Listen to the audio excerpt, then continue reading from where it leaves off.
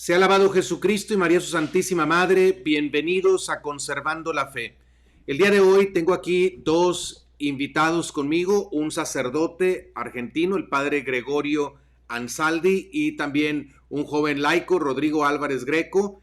Ellos me acompañan porque hoy vamos a estar hablando sobre el tema de la educación en casa. Al menos aquí en este país donde yo vivo, que es México, mucha gente a partir de la pandemia comenzó a interesarse un poco más en lo que es la educación en casa, debido a que se impuso pues una educación en línea que tiene pues muchas consecuencias para los niños y los adolescentes, en cuanto que tienen que estar expuestos muchísimas horas a una pantalla, y además otros han buscado la educación en casa por el fracaso que se está viendo en la educación pública o en la educación privada. Pero bueno, de eso vamos a estar hablando con ellos y de una oferta educativa, un apoyo para las familias que quieran dar este paso de educar por ustedes mismos a sus hijos. Muy bien, padre Gregorio, Rodrigo, bienvenidos. ¿Cómo te encuentras, padre? Bueno, muy bien. Muchas gracias, Padre Juan. Un gusto estar en su canal y tener esta entrevista. ¿De dónde nos Que acompaña? aviso que es la primera entrevista que hacemos así en vivo, ¿sí? Sobre este tema. Bueno, ¿de dónde En nos este acompaña? momento yo estoy misionando en Ecuador, en Ecuador. Muy bien. Sí, sí, aquí en una parroquia de campo, en medio del monte, perdido un poco entre los árboles.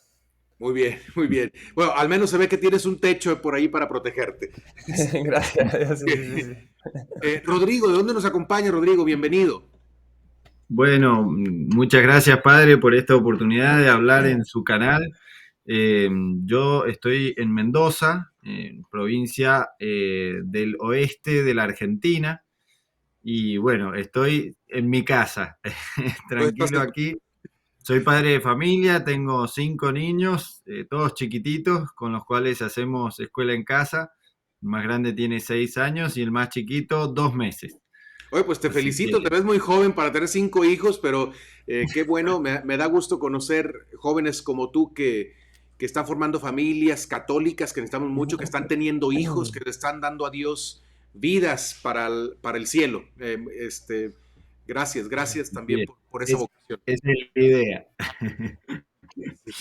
Muy bien, pues vamos a entrar al tema del que ya introduje. Padre Gregorio, la primera pregunta es para ti. Te quería preguntar, eh, ¿por qué la educación en casa? Bien, un tema que creo que ha salido especialmente, al menos en Argentina, que es donde hemos nacido nosotros, ¿sí? Y donde nos hemos criado.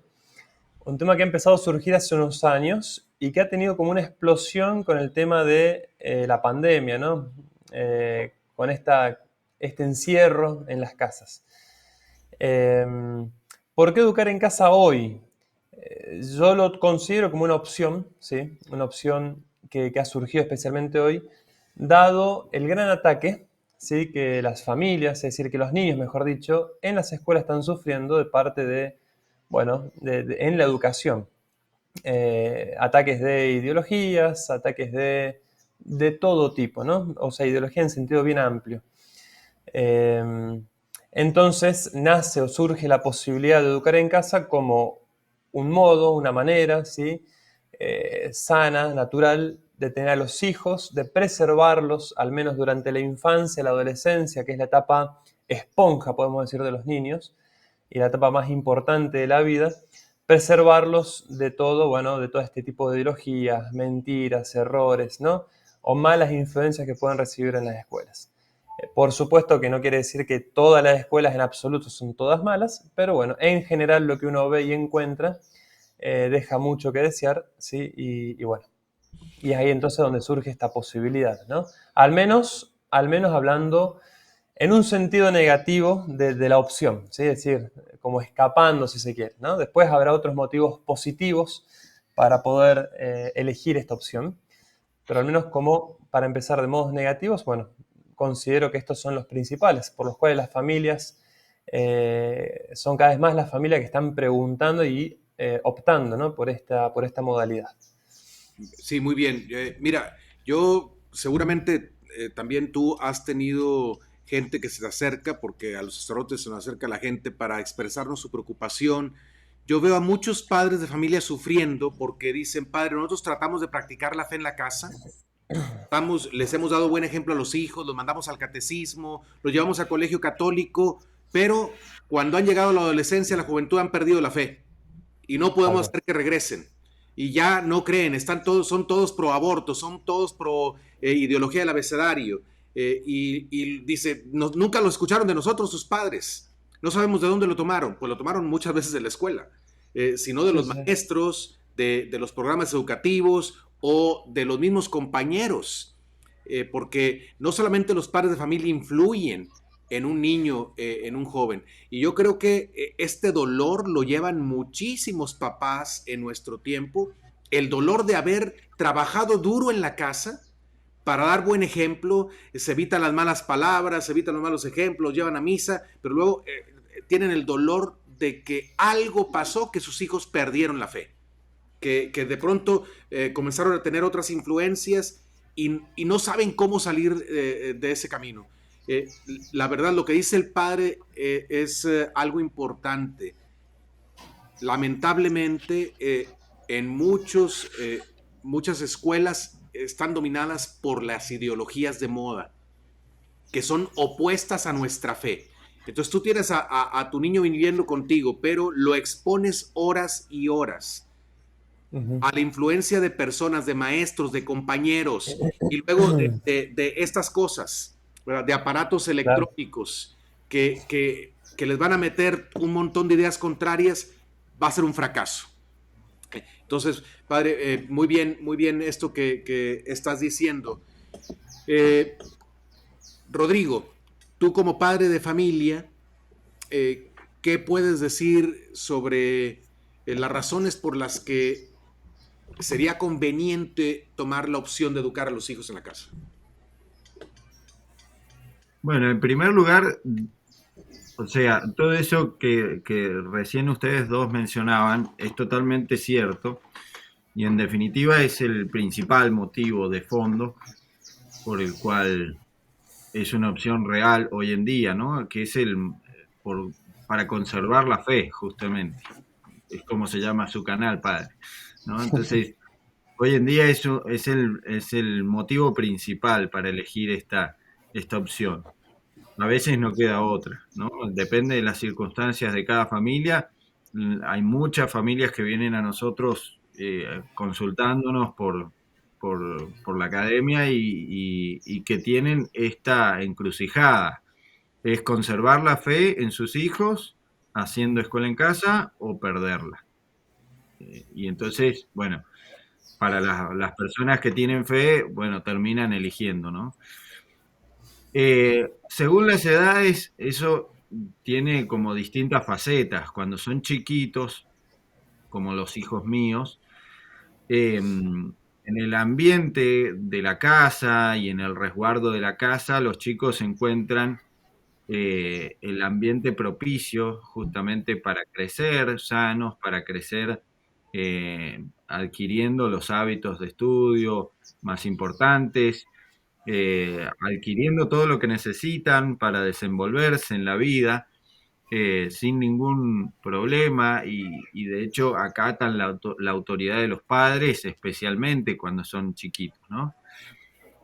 La crisis de alguna manera o el mayor riesgo se da en la adolescencia, que es una etapa, como usted decía recién, padre, ¿no? Es una etapa en la que por ahí bueno, psicológicamente, ¿no? Los chicos van creciendo, descubriendo su propia identidad y entonces eso genera rebeldía y de alguna manera se pone en entredicho la autoridad de los papás.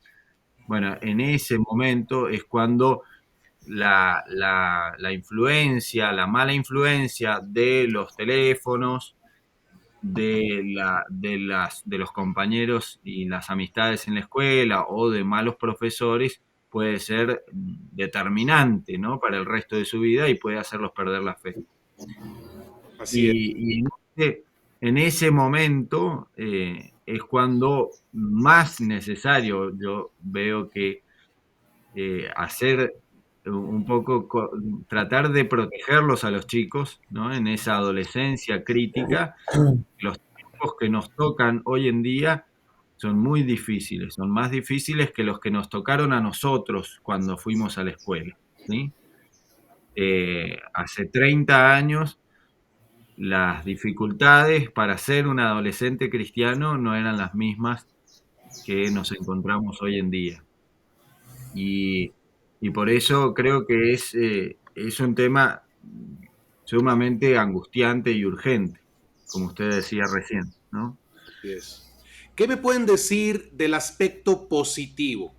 Ya vimos un aspecto, digamos, como dijo el padre Gregorio, negativo, pero importantísimo, es preservar los hijos, la inocencia de sus hijos.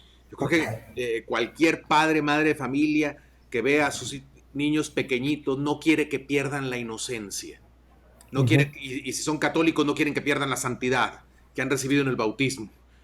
No quieren que aprendan a romper los mandamientos de Dios. Pero ¿hay algo positivo? ¿Hay razones positivas por las cuales convendría tomar la opción de educar a los hijos en casa, Padre Gregorio? Sí, en primer lugar, y el más importante, es que la primera escuela del niño, o sea, desde que sale es más, desde antes de salir del vientre materno, es la familia, o sea, es la mamá, es el papá. De hecho, los rudimentos de la enseñanza cristiana de las virtudes es la madre, el padre que están ahí presentes en su vida. Nosotros no nos tenemos que olvidar nunca cuando hablamos de este tema de que la misión primordial de los padres no es formar profesionales, sino educar cristianos para el cielo. Exacto. Entonces, cuando uno tiene bien en clara esa meta, ordena toda la educación a eso. Entonces, básicamente la educación de los hijos es educación en las virtudes para ser buenos cristianos y para que, siendo buenos cristianos, puedan llegar al cielo, ¿no? Por tanto, el primer ambiente, el primer ámbito natural del niño es la familia. Es la familia. Y no hay por qué sacárselo a los niños de ese ambiente. Es decir, es en la familia donde tiene que seguir creciendo y adquiriendo esos hábitos cristianos, esas virtudes cristianas, para llegar al cielo, ¿sí? Para llegar al cielo. Es decir, todo lo que nosotros nos pongamos a estudiar o hagamos estudiar a nuestros niños, todas esas verdades me tienen que llevar a conocer la única verdad con mayúscula que es Jesucristo. ¿Para qué? Para que de ese modo podamos salvar el alma e irnos al cielo, ¿sí? Entonces, como positivo eso, que nacemos, o sea, la familia es desde el inicio, es el ambiente natural de la educación, ¿sí? Teniendo en cuenta esta meta. En segundo lugar, yo después Rodrigo va seguramente a agregar algunos más, pero en segundo lugar, la familia, digamos, es la que mejor conoce al niño, a los hijos, ¿sí? Es decir, los papás son los que conocen mejor a los niños. Y quien Y más lo ama entonces, también. y que más los aman también, por supuesto. Y entonces son aquellos que saben cuáles son los defectos y las virtudes, los puntos fuertes y los puntos débiles de ese niño. Y por tanto sabe dónde ajustarle un poco más y dónde soldarlo un poquito más. ¿Se entiende? Entonces, es más natural entonces en eso que tener a tu hijo delante tuyo que tener 50 alumnos donde uno sí o sí tiene que estandarizar todo para poder llegar a todos, ¿no? ¿Se entiende? Entonces, eso es otro punto positivo que yo veo y que lo he experimentado con estos años que ya tenemos de experiencia, ¿no? Es decir, que los niños desarrollan más los talentos que Dios le dio a cada uno. Tienen mayores posibilidades, tienen un mejor ambiente, tienen más tiempo para desarrollar esos talentos dados por Dios, ¿sí? Otro punto positivo, y ya ahí le doy la palabra a Rodrigo para que también la aporte, porque él tiene experiencia en esto, es que es un bien para la familia. Es decir, la familia empieza a cumplir bien su rol de familia y no de simple lugar donde vengo a comer, duermo y nada más. Es decir, se empieza a vivir la vida familiar en todo el sentido de la palabra, el verdadero sentido de la palabra. Y eso obliga a los padres a ser verdaderos padres, Es decir, a tener que estar presente con sus hijos, ¿no? Con sus hijos. Bueno, yo creo que son, y por tanto eso lleva a que ordenemos mejor la vida familiar, a que la educación vaya al ritmo propio de cada familia y no que los padres tengan que estar corriendo, que quién va a buscar a quién lo lleva al colegio, que quién lo saca, que dónde lo dejo porque no me coincide el horario de trabajo con la salida de los niños, que a quién le dejo, que cuando son doble turno, que... Y se arman unos despioles que, bueno, todo el mundo los lleva adelante, pero terminan siempre estresados, con dolores de cabeza, porque terminan haciendo un ritmo que no es el ritmo natural de la familia. En cambio, de este modo, papá y mamá están enfermos, un día tranquilo, empiezan al día siguiente, es decir, nadie está preocupado que quién lleva al hijo, que no lleva. Se hace vida siempre familiar, ¿se entiende? Y ahí le dijo, no sé si Rodrigo quiere agregar alguno más, pero bueno, me parecen de los más importantes, si se quiere. Rodrigo, ¿qué puedes comentar Sí, al sí. respecto? Eso último que menciona el padre es tal cual, y uno lo ve muy de cerca, las mismas, las mismas familias se lo comunican a uno, ¿no? Se lo expresan. Esto que dice el padre de asumir la responsabilidad. No es que las familias que llevan a sus niños a la escuela dejan de hacerse responsables de la educación. Eh, a ver, siempre la familia es principal y determinante en la educación. Y entonces por eso la mayoría de los chicos o sea, todos los chicos que van a una escuela están condicionados en su rendimiento académico, afectivo y demás por su educación familiar. Eso siempre es así. Pero sí es verdad que a veces la imagen de la escuela puede llevarnos a pensar equivocadamente que la mayor parte de la educación o lo más importante es una responsabilidad de esa institución, de ese ente y no de la familia. Y fíjese que la misma tradición de la iglesia dice otra cosa completamente distinta y está, por ejemplo, en la Humane Vitae de Pablo VI. La educación es un deber primordial de la familia que es exactamente, es la consecución lógica de la nutrición y la gestación. O sea, si los padres conciben un niño, el siguiente deber lógico que se desprende de la concepción es la gestación y la madre no se puede desentender de esa responsabilidad, ¿no? Y una vez que nace el niño, el siguiente deber, la siguiente responsabilidad primordial de los padres es la nutrición de ese niño, de ese bebé, que ya no es solamente una nutrición, bueno, en la gestación tampoco, pero no es solamente una nutrición física, sino también afectiva. Y a medida que va creciendo, esa alimentación se va haciendo cada vez más, se va convirtiendo en educación de alguna manera, ¿no?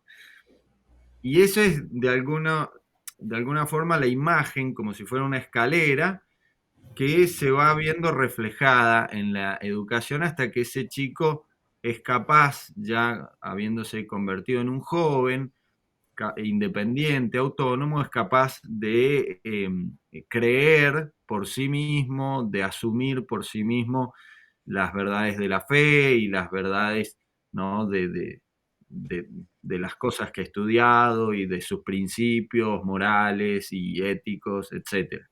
¿No? Entonces, el deber de los padres hacia la educación es principal y uno no se los puede, no puede relegar esa responsabilidad en otra institución. Lo que sí puede requerir de otras personas es ayuda, complemento, en materias específicas que los padres posiblemente no dominan. Bueno, uno conoce, ¿no? Aquello de Aristóteles, que la ciudad es la sociedad perfecta en cuanto a que es autárquica, ¿no? Se basta a sí misma. Y en cambio la familia no es autárquica, no se basta a sí misma para todo, en educación y bueno, y en otros temas también, ¿no?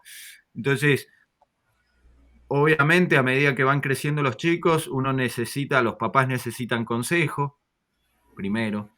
Para transmitir la fe necesitan del sacerdote, pero después, a medida que van creciendo y van llegando a la etapa de la adolescencia y se van haciendo grandes y van eligiendo una carrera, como decía el padre recién, ¿no? Descubriendo ese talento propio, posiblemente necesiten un profesor de matemáticas, un profesor de física, un profesor, alguien que los guíe específicamente en esas áreas. Y ahí es donde la familia necesita un complemento. Pero siempre lo central de la educación, lo más importante, recae como responsabilidad en los padres. Y es bueno que los padres se den cuenta de esto, que es así, y que lo asuman, ¿no? Porque es como dice el padre, en la medida en que uno asume y cobra conciencia de esa responsabilidad, de alguna manera es como que descansa también en hacer lo que es su vocación, hacerlo bien, hacerlo de la mejor manera posible y abandonarse a Dios, aceptando, ¿no?, esa vocación a la que uno ha sido llamado como padre. Que yo creo que en la actualidad hay una tendencia, tal vez no voluntariamente elegida, pero una tendencia de los padres a desentenderse de los hijos. Yo recuerdo en mi contexto aquí en México, por ejemplo, yo recuerdo cuando yo era niño, pues era muy común tener las tres comidas con los papás. Aquí en México nuestra comida principal es la de mediodía, las 2, 3 de la tarde, así es con nosotros, pero era lo más normal. Ahora las escuelas han extendido horario, ofrecen horarios extendidos porque los papás trabajan todo el día. Entonces los horarios se han prolongado y en algunos colegios o muchas escuelas es posible que el papá paga para que le den de comer al hijo ahí y ya lo ve hasta media tarde o final de la tarde. Y bueno, por un lado, la situación económica de muchos que les exige tener que trabajar por muchas horas para poder sobrevivir. Otros realmente lo hacen por la comunidad, o sea, en lugar de elegir una vida un poco más modesta, pero para darle más tiempo a los hijos, eligen las comodidades y las comodidades cuestan y hay que pagarlas. Por eso es que está trabaje, trabaje y trabaje, ¿no? Entonces, se va cayendo, ¿sí? En este como vicio, diría yo, de soltar la educación de los hijos, desentenderte. Muchos papás no saben ni siquiera qué le están enseñando a los hijos en la escuela. No conocen los libros de texto. Nunca los ven porque no tienen tiempo de acompañar al hijo en las tareas, no se dan cuenta de lo que pasa. ¿Y qué sucede? ¿Es el Estado o es la institución privada donde los llevan quien decide qué se le enseña al niño? Ya no son los papás. Y lo que tú estabas diciendo, Rodrigo, es efectivamente, ese es lo correcto. Las otras instituciones son una ayuda a la familia. Exacto. Son una ayuda a los padres. No son los que deben de tener la dirección total de la educación de los hijos. La deben de tener los papás. Pero ya prácticamente muchos han soltado esa decisión de qué temas, a qué edad se ven, hasta dónde, etcétera, qué ideologías incluso se lo dejan a otras personas que no los engendraron, que no los aman, sin embargo que les imponen procesos educativos. Ahora, quiero preguntarles, ¿qué dirían aquellos que ponen como objeción? Yo quiero hablar de dos objeciones así brevemente, pero unos dicen, no, es que si se quedan en la casa no van a aprender a socializar. ¿Me pueden dar una respuesta a esa objeción? Yo primero dos respuestas, una empírica y otra teórica, si se quiere. Empírica es que uno nunca ve eso, ¿sí? Nosotros en nuestra academia en este momento tenemos alrededor de 280 familias y cuando tenemos la posibilidad de reunirnos, ya sea se reúnen regionalmente o nos reunimos nacionalmente, uno ve todo lo contrario. O sea, hay que casi que pedirles por favor que no sean tan sociables, digamos, las niñas, ¿no? Y eso es lo que después le cuentan a uno, ¿no? Nos cuentan los padres a nosotros, es decir, que los niños comparten con mucha naturalidad con el resto. La teórica es que hemos asociado sociabilización a escuela. Y eso no tiene nada que ver. Yo tuve compañeros que eran ultra introvertidos y tenían familia, venían a la escuela, o sea, es decir, la falta de sociabilización no viene por la escuela, ¿no? O no viene por la falta de la carencia de escuela. Es decir, la primera sociabilización es entre los padres. Como los padres son los educadores primeros de los hijos, la sociabilización como tal va a depender de los padres, es decir, de cómo sean los padres, de cómo sea la actitud de los padres en la educación de los hijos. Después la familia se agranda, hay primos, hay tíos, hay abuelos, bueno, hay hermanos en el primer núcleo, y se comparte, se relacionan, hay un ir a la casa, un volver, un conocer. Hay un barrio donde uno vive, hay vecinos, hay una ciudad, hay un pueblo, hay una ciudad, hay un país. Es decir, uno de repente no es que se esconde bajo tierra, desaparece del mundo y aparece a los 18 años. Es decir, uno sigue viviendo en este mundo, pero lo que antes hacía 4 o 5 horas en el colegio, ahora lo hace en la casa. Y después hay un punto más, de que no necesariamente hacer este tipo de educación, la educación en casa, implica dejar toda relación con el mundo, en el sentido de que uno puede seguir siendo un club de deporte, ¿sí? Puede ir a una escuela de arte, de danza, de música, los idiomas. Es decir, no es hacer educación en casa, no es sinónimo de cerrar las puertas de la casa bajo las persianas y que no me vea nadie, ¿sí? Que no me vea nadie. Entonces, ya con eso, pero ya le digo, la experiencia misma lo dice, lo dice. Realmente esa socialización, esa actitud sociable depende en el 95% de los casos de los papás, de cómo son los papás, de cómo ellos tratan este tema. Y es que volvemos al orden natural, ¿no? La familia es el ámbito natural en que la persona aprende a relacionarse. Eh, y nadie va, o sea, para tener la seguridad de ser yo ante los demás, necesito saberme amado. Nadie va a Sí, amar a un niño más totalmente. que sus papás. ¿Tú qué experiencia tienes, Rodrigo? No, lo más importante en cuanto a esa objeción lo dijo el padre.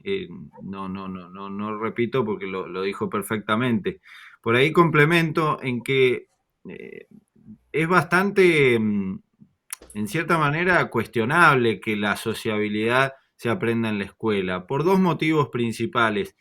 Una, Uno es que la misma masividad de los grupos escolares permite que un chico, por ejemplo, a mí me ha tocado, porque yo trabajo también como docente en escuelas, eh, permite que un chico transcurra prácticamente 5 años de secundario sin abrir la boca prácticamente en todo ese transcurso, sin relacionarse, sin cosa que en un ámbito mucho más pequeño no podría hacer, ¿no? Y estaría de alguna manera forzado a relacionarse. Entonces, la misma masificación de los grupos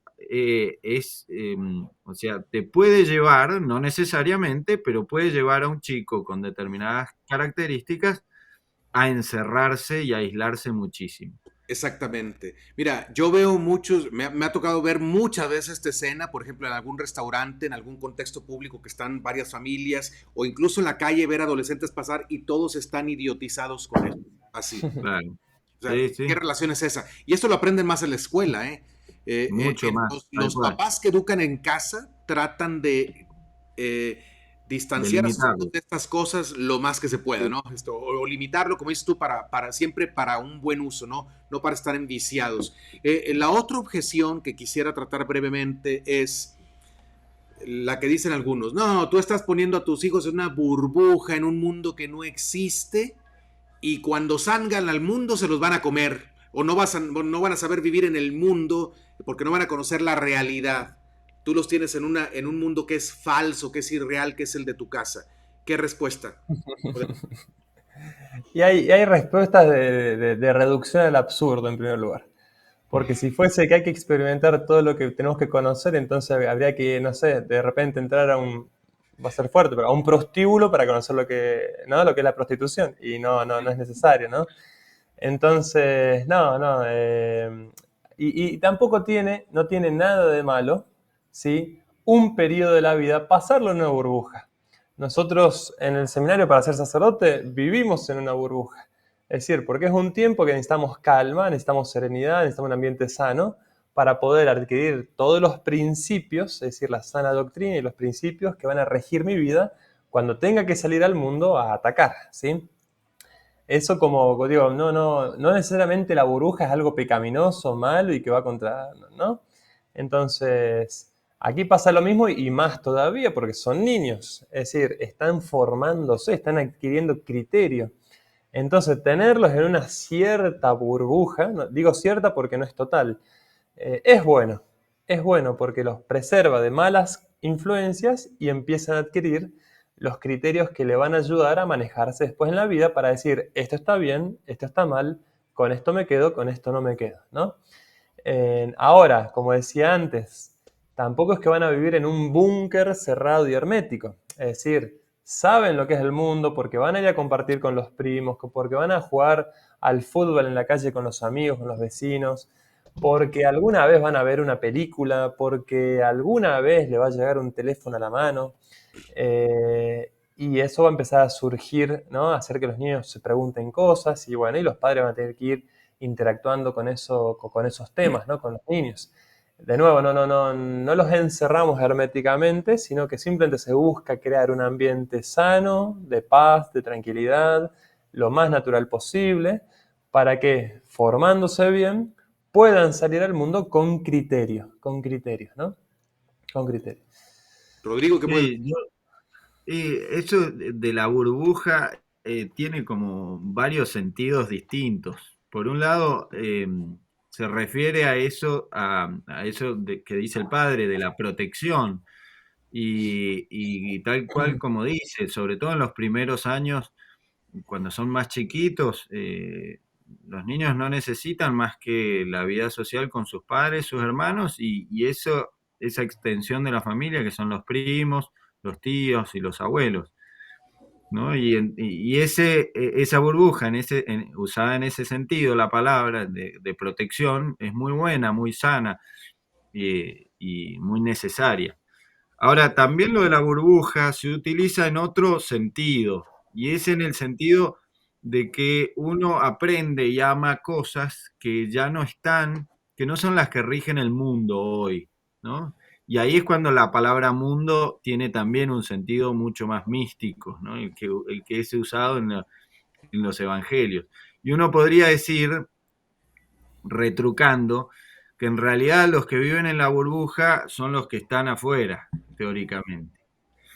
Porque es como la alegoría de la caverna de Platón. El que está engañado no es el que salió, conoció el mundo, conoció el bien, observando al sol, que dice Platón es figura de la imagen del supremo bien y en definitiva del Dios verdadero, sino los que están abajo, que aunque sean muchos y aunque sean mayoría, lo único que conocen es el fondo de la caverna y las sombras proyectadas ahí.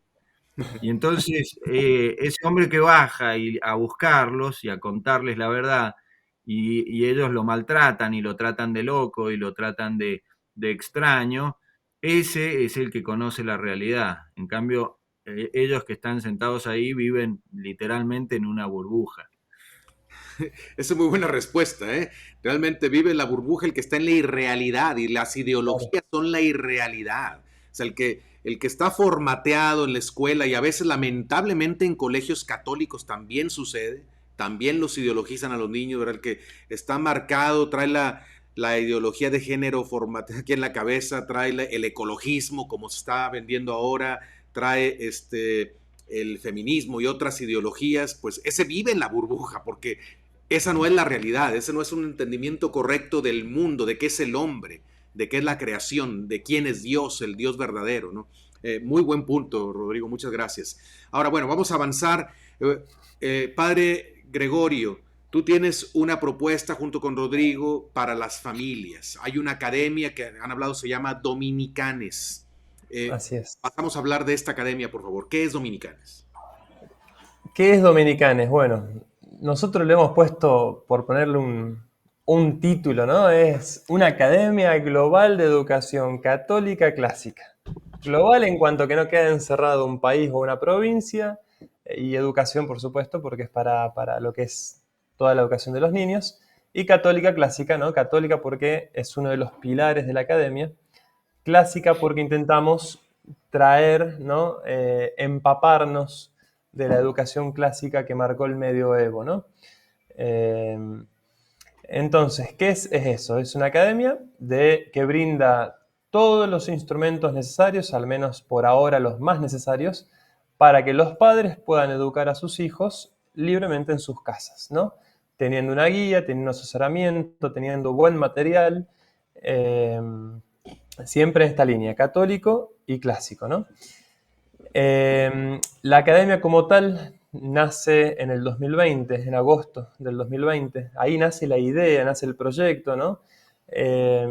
Nace por consejo, por asesoramiento de un sacerdote amigo mío, que me instó, me animó a que empiece con la academia, dado que a mí me interesaba todo este tema de la educación desde hacía muchos años, y dado también que un grupito de familias más cercanas a mí estaba preocupada y estaban indagando en este tema del homeschooling, ¿no? de la educación en casa. Entonces, inicialmente me pareció una idea muy loca porque, bueno, yo no fui educado de este modo y me parecía algo muy lejano, es como pensar en Estados Unidos. Yo decía, para empezar algo así hay que conocer a alguien en Estados Unidos. Yo no conozco a nadie, por tanto esto es imposible, decía yo. Pero bueno, este mismo sacerdote, así como me tiró la idea, me puso en contacto con mucha gente conocida de él que me empezó a asesorar y se empezaron a abrir puertas, muchas puertas de repente.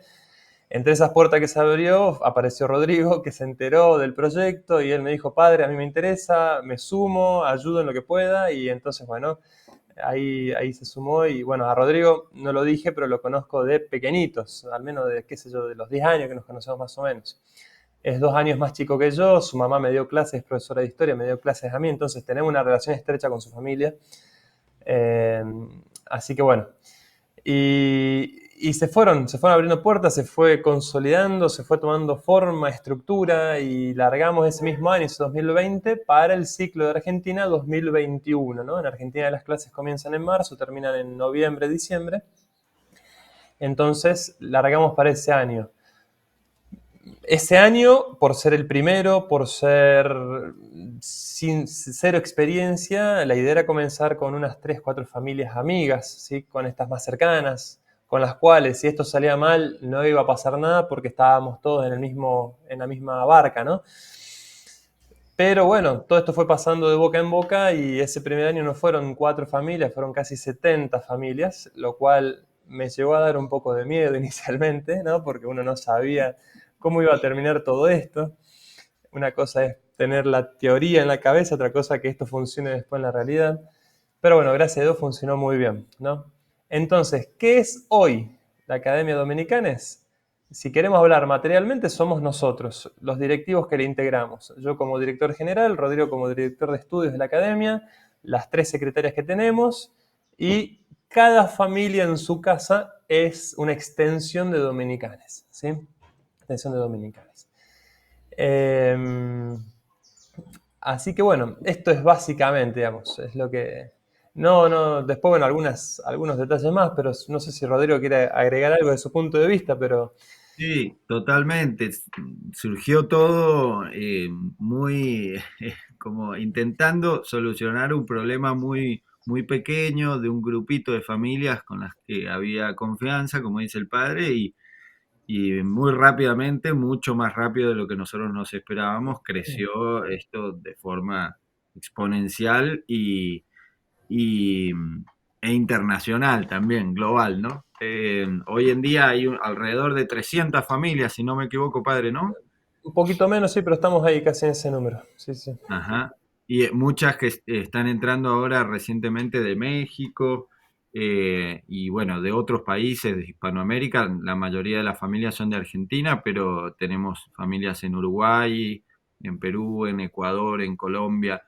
Eh, Así que bueno, gracias a Dios y ha crecido mucho y más que nada hemos podido realmente estar a la altura del desafío que para nosotros era principalmente ser útiles a esas familias. No es otro el objetivo más que ese, ¿no? Ayudarlas, complementarlas en esto en estas necesidades que van teniendo y de alguna manera fortalecer esa decisión que a veces llega a ser sumamente heroica de empezar a hacer escuela en casa para poder educar bien a sus hijos, para poder conservar la fe. Bueno, realmente ese es nuestro principal objetivo. Padre, yo sé que tienes un compromiso. A la hora que tengas que ir, me puedes decir tú, Rodrigo, ¿te puedes quedar unos minutitos más para... Estamos bien todavía, padre, no se preocupe. ¿Cómo? Tenemos un tiempito. Ah, Tenemos tiene tiempo tiempo. todavía. Ok, perfecto. Sí, sí. Ustedes me avisan, porque aquí está donde estamos presentando pues la oferta Dominicanes. Entonces, un padre, una madre de familia que dicen, quiero empezar a educar a hijos en casa, pero no tengo ni idea de cómo se hace. Dominicanes les ofrece, digamos, ayuda concreta sobre cómo dar esos pasos. Sí, bueno, ahí están, usted puso los contactos, los medios para comunicarse. A ver, ¿qué es lo que intentamos hacer nosotros? Es asesorar, acompañar y brindar el material, sea con el paso del tiempo, porque como les decía, somos poquitas personas que vamos trabajando todo lo que más podemos, pero brindar todo el material necesario para que una familia pueda comenzar con la educación en su casa. Por supuesto que, y esto es en general, el primer año que se elige este tipo de educación, eh, es un año difícil, es un año en que todo parece que sale mal, que no está funcionando, de que estamos lentos, de que no hacemos nada, de que no pasa, ¿no? Porque es romper un esquema que veníamos trayendo y empezar algo completamente nuevo para muchos, ¿no? Entonces, en ese primer año especialmente intentamos estar presentes, llamarlos, siempre, como le decíamos, en la medida de lo posible, ¿sí? Intentamos hacer ese seguimiento. Por supuesto que el primer contacto tenemos una charla, tenemos siempre un coloquio, una entrevista. En la entrevista intentamos sacar y despejar todas las dudas posibles, animar en lo que haga falta, ¿sí? Aclarar todas las dudas que haya. Bien, así que eso básicamente. Ok. En cuestión de programas, hay programas ya establecidos que les ofrecen a los papás, bibliografía. Eso se lo Sí, dejo a Rodrigo, que es el culpable de todo esto. Ahí se lo dejo a Rodrigo que lo va a explicar mejor que yo. A ver, dime, ¿qué te toca a ti, Rodrigo? ¿Qué es lo que te toca ofrecer como bueno, en este un proyecto? poco yo he organizado, claro, la currícula, el material, he ido seleccionando manuales de estudio para cada año, desde muy chiquititos hasta los últimos años de la secundaria. Eh, Perdón, Obviamente, nada más por sí, cuestión de terminología. Ustedes llaman secundaria también a lo que nosotros llamamos ah, bachillerato en México. sí, Claro, Solo para exactamente. saber, o sea, Sí, sí, sí, de secundaria sigue ya la carrera profesional.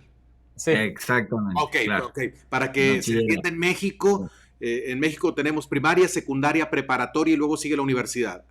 Allá con Claro, ustedes, ¿cuál es la nomenclatura? primaria y primaria y secundaria. secundaria. Ujú, Solo primaria y secundaria. Ok, perfecto. ujú. Ah, Entonces, bueno, básicamente hay libros disponibles en red que obviamente nosotros siempre les decimos a las familias que lo mejor es que los compren, que los tengan en papel, pero mientras tanto los tienen ya digitalizados y entonces pueden ir trabajando con eso. En todas las áreas, cuando son chiquitos, principalmente en lengua y matemáticas, no hay tanto material más que necesite un niño, sobre todo en la primera etapa. Y después de más grandes, otras materias también que son importantes, ¿no? Para su formación integral. Pero después tenemos unos programas que son de alguna manera la columna vertebral de Dominicanes, en los cuales hemos intentado integrar la mayor cantidad de materias posibles. Por un lado hemos integrado materias, pero también hemos tratado de integrar a su vez a la familia, que son los que se llaman los ciclos histórico-literarios.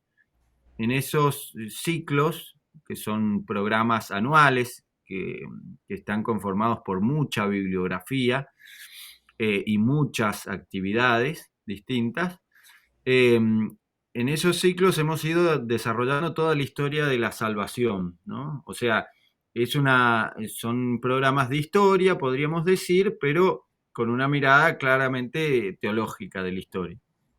Arrancan en la historia de Grecia y bueno, y terminan con la historia moderna y historias nacionales de cada país, de cada familia, ¿no? Pero bueno, lo más interesante me parece a mí es esta doble integración, porque son programas que no son exclusivamente de historia, y entonces hemos tratado de romper un poco con ese enciclopedismo característico, ¿no?, de la escuela, de este invento que es de la época de la Revolución Industrial, no, tampoco es muy antiguo. La forma hasta pasado el Renacimiento de educar era mucho más parecida a esto de la educación en casa que la escuela.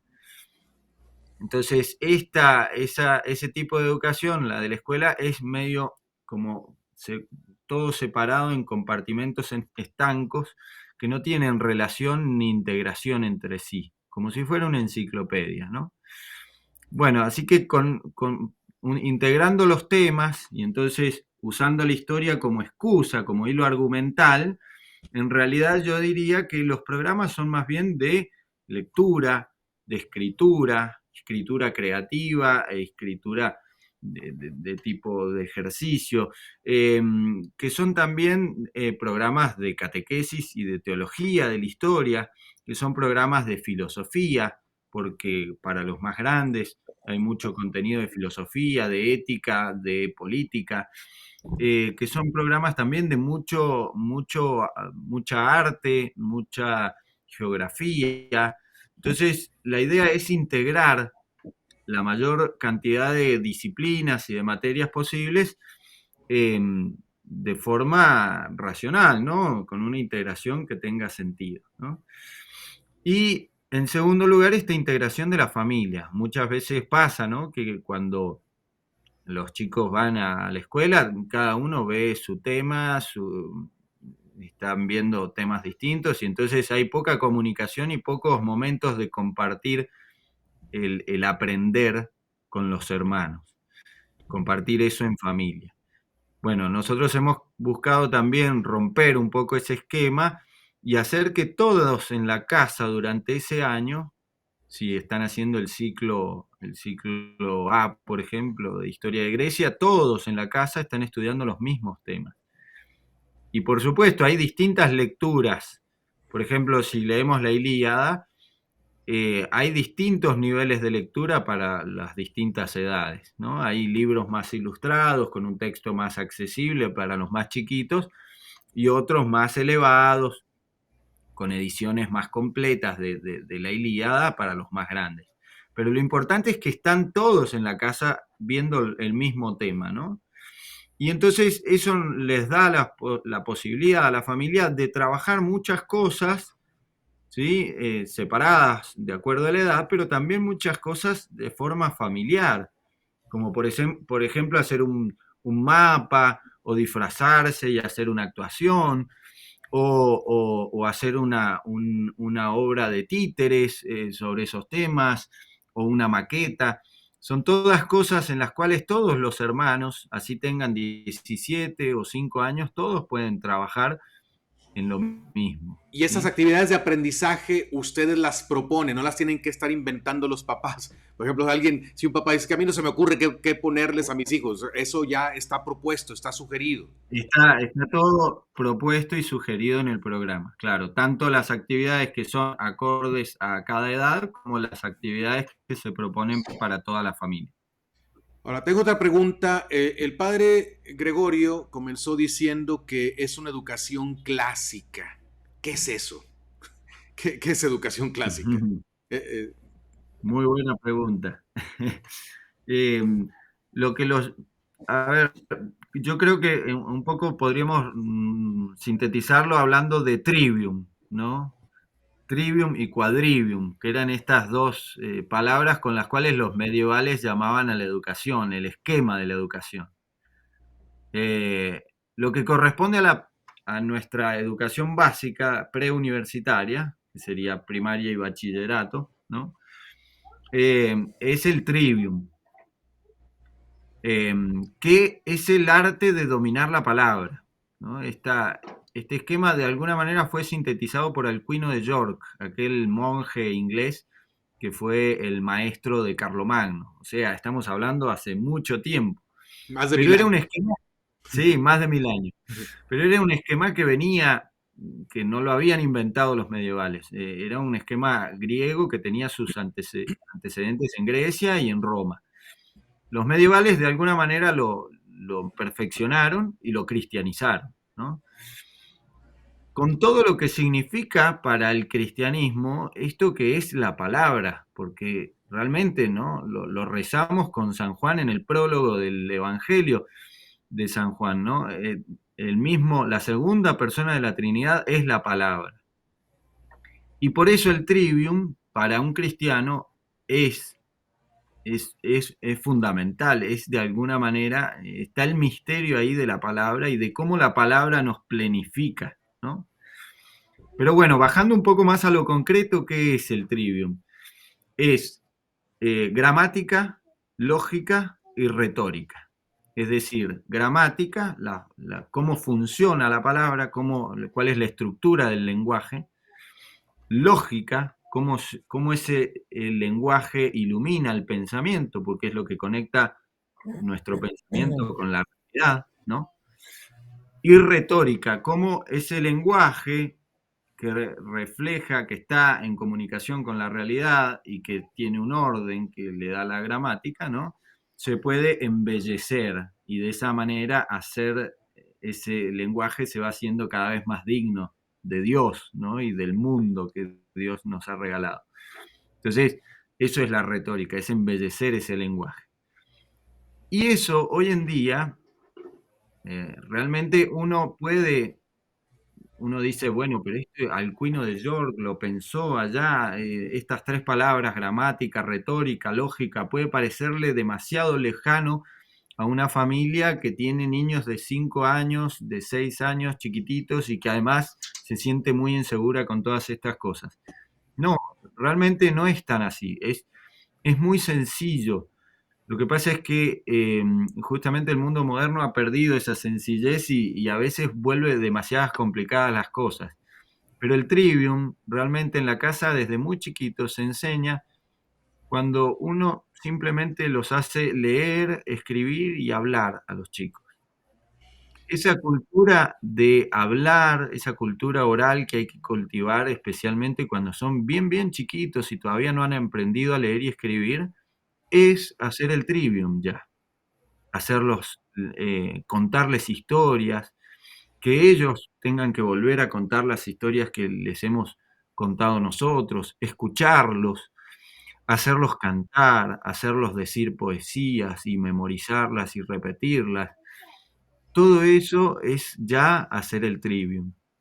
Y a medida que van creciendo, eso se va complejizando de a poquito, pero con que ellos lean buenos libros, se vayan acostumbrando a leer y a leer cada vez mejor y sean capaces de leer en público, y luego que escriban y que tengan buena caligrafía y buena redacción y buena ortografía y sean capaces de inventar una historia y de contarla bellamente y de escribir una poesía.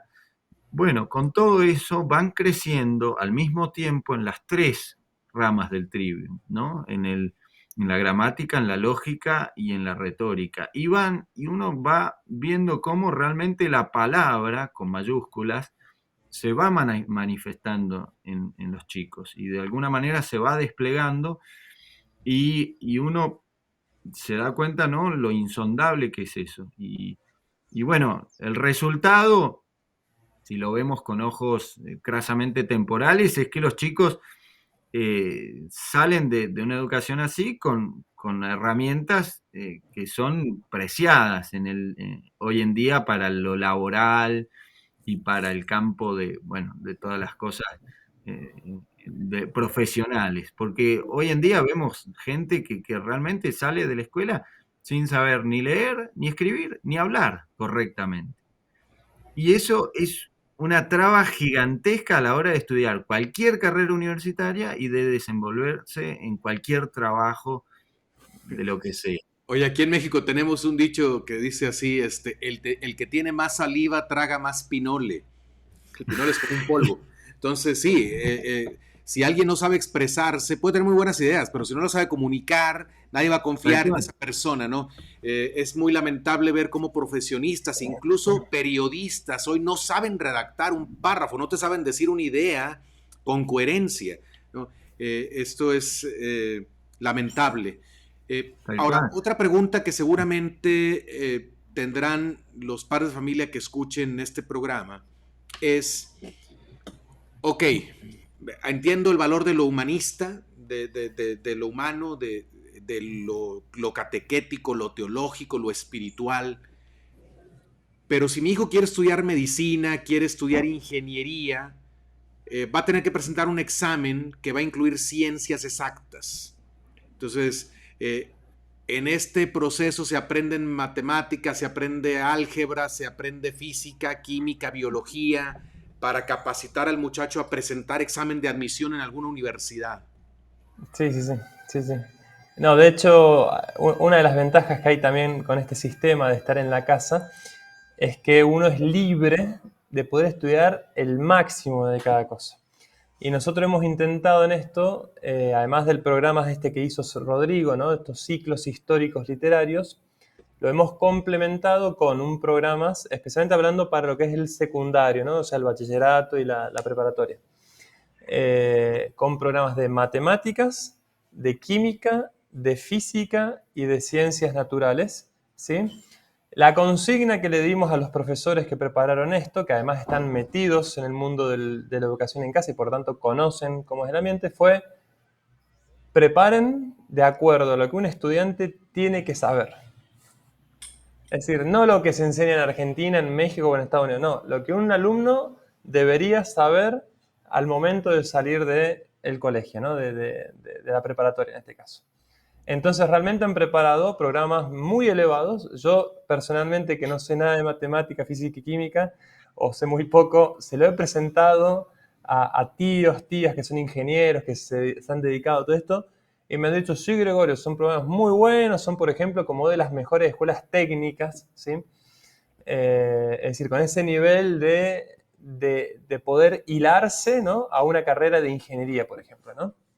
Que no haya un salto cuantitativo y cualitativo, sino que vaya lo más posiblemente ordenado a una carrera que exija las ciencias exactas. Ahora bien, yo hago una aclaración así en general sobre los estudios.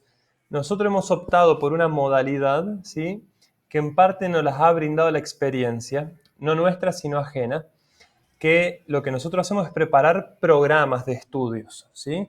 Con todas las especificaciones necesarias, con todas las aclaraciones y con estos profesores que están siempre de referencia.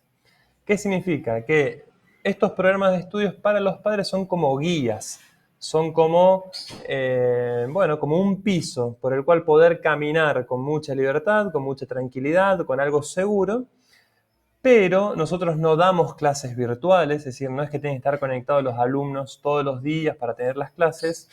De hecho, nuestro criterio es mientras menos computadoras mejor, digamos, o sea, que tenga más contacto con la realidad concreta material, ¿no?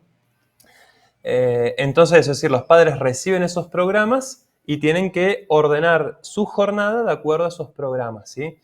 Entonces, es una guía, es un piso, pero con mucha libertad, ¿sí? Para manejarse con mucha libertad dentro de esos programas. La idea es que los padres no estén en el aire, que ahora qué hago, qué no hago, que a dónde voy, qué hago, cómo le enseño esto. No, bueno, está el programa, ¿sí? Lo pueden seguir libremente, ¿no? Libremente y con mucha soltura en eso. Sí, la otra ventaja es que, como dice el padre, esta es la base. Después, si una familia decide, por ejemplo, el ejemplo que usted ponía, que su hijo tiene vocación, una vocación marcada, ¿no? A estudiar medicina, y entonces quiere desarrollar un programa de ciencias naturales o de anatomía más específico de la carrera que va a estudiar, Lo puede tiene hacer. la libertad justamente de que no existe en la escuela, de buscar una persona idónea que le enseñe esa anatomía específica que necesita para esa carrera. Y entonces puede tomar clases con un médico directamente, cosa que en la escuela no podría, o simplemente con un profesor de ciencias que de confianza, conocido, que sea erudito en el tema, que mediante clases particulares o juntándose con otras familias, les dé clase especialmente a esos chicos y los prepare eh, para esa carrera universitaria. Por lo tanto, tanto por la base, como decía el padre, de los programas que nosotros tenemos, que son muy buenos y de muy alto nivel, como por la opción esta que le digo de que libremente pueden decidir enviarlo con un profesor particular que no tendría, al cual no tendría acceso si fuera al colegio. El resultado generalmente es que esos chicos están mejor preparados para esa carrera que el chico que sale de la escuela. Otra pregunta que puede surgir también, ¿es costoso educar a los hijos en casa? Económicamente costoso, solo familias de un cierto nivel social pueden aspirar a una educación así, o una familia normal lo podría hacer. Es costoso porque cuesta la vida de los padres. En ese sentido, sí. En Los ese... padres tienen que dar la vida por los hijos. No, a ver, hay un gran abanico de opciones, ¿no? En el mundo de la educación en casa. Gracias a Dios hay cada vez en español hay más opciones. Entonces puede ser, de acuerdo a la idiosincrasia que cada academia le ha dado, que algunas sean mucho más costosas que otras. En nuestro caso concreto, por cómo nació, el tema económico no es la prioridad. Entonces, no le hemos puesto el acento en lo económico. Es decir, hemos intentado e intentamos diariamente evitar la mentalidad de empresa, de que estamos vendiendo un producto, ¿sí? Tiene más un sentido de apostolado que de venta de productos, ¿sí? O de venta de matrículas, ¿bien? Entonces, hemos pedido un mínimo, ¿sí? Un mínimo que consideramos justo y que accesible a todas las familias. Es una única tarifa, una única cuota, digamos, por familia y anual, ¿sí? Anual, que la puedo decir, en este caso para las familias que son fuera de Argentina, son $200 por familia por todo el año. Pero como le decía, como queremos evitar justamente que se sienta que es un mercado, una venta de una empresa, cada familia con total confianza lo puede pagar entero, lo puede pagar una cuota, en 2 cuotas. Me puede avisar a mí, padre, mire, estamos sin trabajo hace 5 años, vivimos de limosna, no podemos pagarlo, adelante, no hay problema.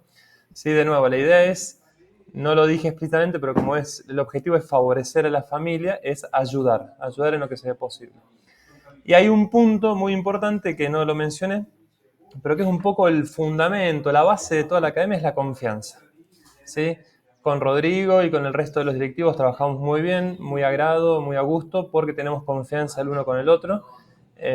Nos proponemos actividades, proponemos mejoras porque tenemos confianza, y a su vez nosotros depositamos la confianza en las familias y en el deseo, en la preocupación de los padres por educar bien a sus hijos, ¿sí? Entonces, así nos manejamos hasta el momento, ¿sí? Y esa es la idea, que perdure, ¿no? Que esta mentalidad. Excelente, muy bien. Quisiera también que nos dieran un poquito más de detalle con respecto a la validación de los estudios. Bueno, ahí este año sí estamos convalidando o, digamos, certificando, ¿no? Lo que son las constancias de inscripción, los diplomas, todos los analíticos, ¿no? Los boletines de notas, con una academia que está inscripta en el estado de Georgia, en Estados Unidos, Mater Christi Classical Academy, ¿sí?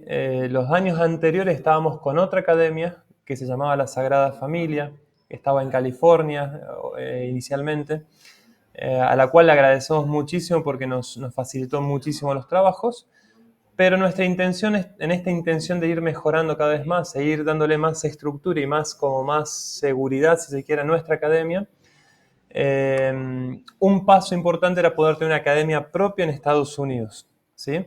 Y eso lo logramos gracias a un grupito de familias amigas que viven en Atlanta, que nos ayudaron a reabrir una academia en Estados Unidos que es para nosotros, depende de nosotros, de modo tal que no estemos dependiendo de un tercero y que podamos manejar los tiempos según nuestro propio criterio. Así que, bueno, gracias a Dios pudimos lograr eso y estamos convalidando los estudios o certificando a través de esta academia en Estados Unidos. ¿Esa certificación es anual para los niños? Como van Bueno, anualmente van a recibir una constancia de inscripción en esa academia, en Mater Christi, y a fin de año el boletín de notas, con todas las notas puestas, ¿sí? Y firmado legalmente por los directivos de la Academia Mater Christi. Los últimos 4 años del secundario, lo que sería la preparatoria, más o menos en México, ese boletín de nota, ese analítico va a venir, además de lo legalizado por la academia, por Mater Christi, va a venir con la postilla de la Haya, ¿sí? Para que ese diploma pueda cobrar valor internacional y pueda ser convalidado en los países de destino, ¿sí? En Argentina, en México, en Colombia, en Ecuador, ¿bien? Después será un proceso aparte el tema de convalidar el estudio, pero eso es algo normal para cualquier extranjero que va a trabajar o a estudiar a otro lado, ¿no? Simplemente hay que averiguar cómo son los pormenores en su propio país y se realiza. Sí, pero eso es una cosa muy común ahora, ¿no? Gente que mueve de un país a otro y no tiene problema con seguir educando a los hijos. Eso ya no es problema. Tal cual. Pues miren, creo que ha estado muy interesante. Yo quiero, ahorita les voy a dar oportunidad por si quieren decir algo más, pero creo que se ha dicho lo más importante. Quiero invitar a la audiencia a que consideren esta opción, que la platiquen los papás. Muy importante que la familia lo quiera, que los papás, sobre todo los que tienen la decisión para la educación de los hijos, que lo quieran, que estén de acuerdo con esto.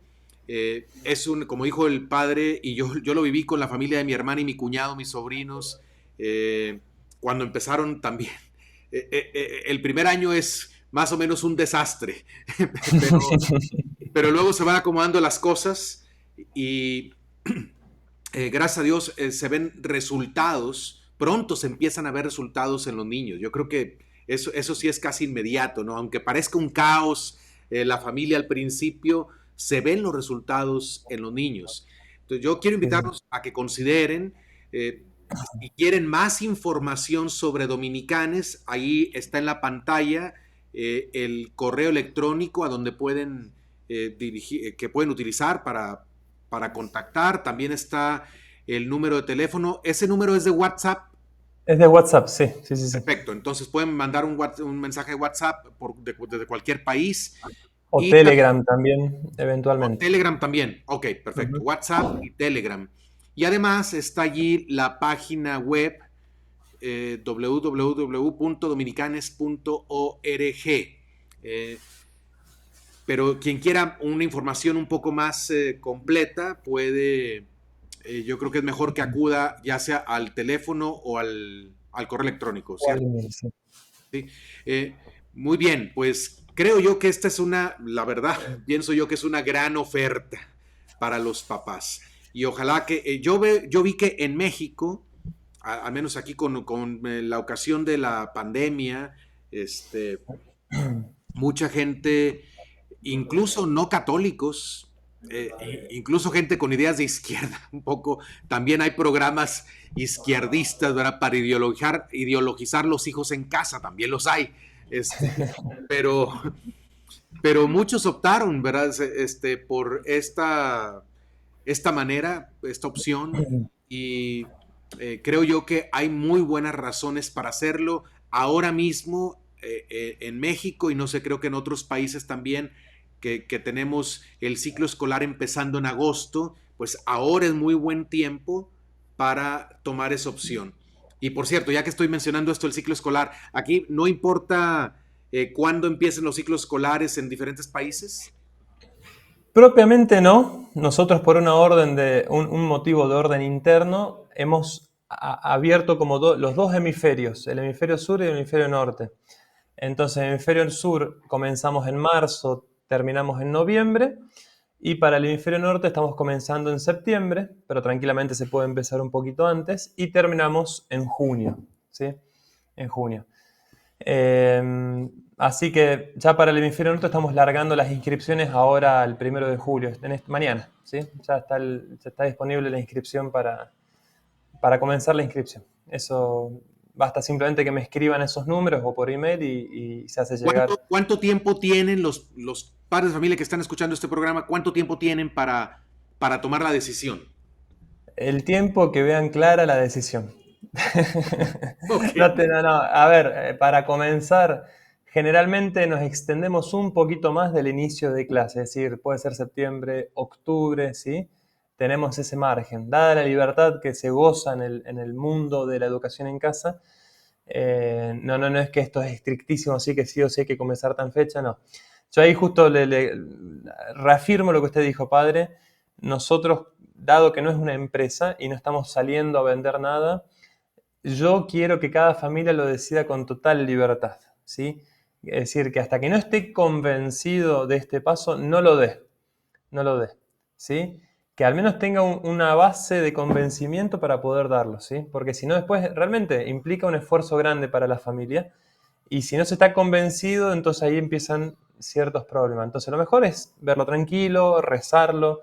Una vez que dijeron, bueno, me gusta la educación en casa, bueno, me sirve esta academia, me sirve esta otra, ir viendo las opciones que hay para que no se dé un paso en falso, ¿no? Y que sea, porque es algo importante la educación de los hijos. Es algo importante que no hay que tomarla a la ligera. A la ligera. Nosotros estamos disponibles para consultas de cualquier tipo, no hay ningún problema. A lo sumo habrá que esperar 1 o 2 días para que le podamos responder. Intentamos siempre ser Es normal, rápidos, es normal. pero bueno, no hay problema en eso. Y hago una última aclaración, que a veces varias familias me preguntan, padre, pero me dice, ¿y ustedes qué son? ¿Son dominicos? ¿Son...? Claro, han visto este nombre y suena a dominicos, ¿no? A la Orden de Santo Domingo, a los predicadores. Bueno, en realidad yo soy sacerdote diocesano, no tengo propiamente nada que ver más con los dominicos, más que mi admiración por la orden, ¿sí?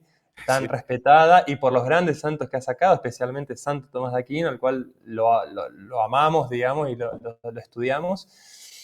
Pero comento algo gracioso de por qué quedó Dominicanes, ¿sí? Como nombre.